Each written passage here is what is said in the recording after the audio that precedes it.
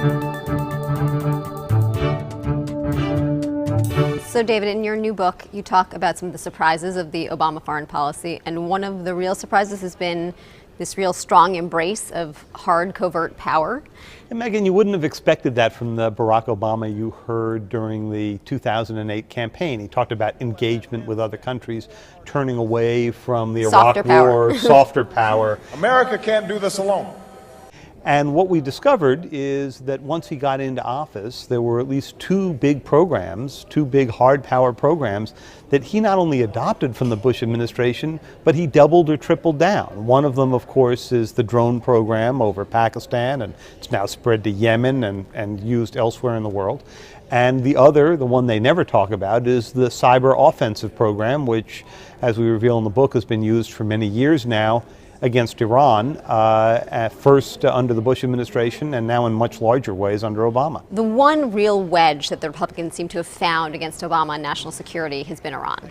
And some of the revelations in this book about the way that he's really stepped up this cyber attack program on Iran could potentially complicate that argument for them, no? It certainly makes it a more complicated argument. I mean, I think it's going to be very difficult for Mr. Romney to argue that the president's just been weak on this, the president has sort of sat by passively. Let's talk about one other area of the world, China. Mitt Romney has tried to find a way around the Obama administration on China, and actually, interestingly, has ended up sort of going to the left of the administration in certain ways. This is really the world turned upside down, the politics of this. In the old days, the Republicans were the party of free trade, and the Democrats were the party that went out and talked about human rights in China and elsewhere.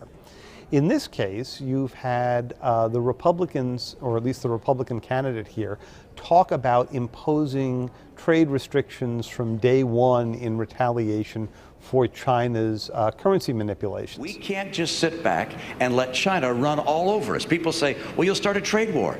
There's one going on right now, folks. They're stealing our jobs, and we're going to stand up to China. Well, that's an interesting approach that has angered a lot of Republicans and a lot of businesses who believe that the first companies that would be hurt would be American companies.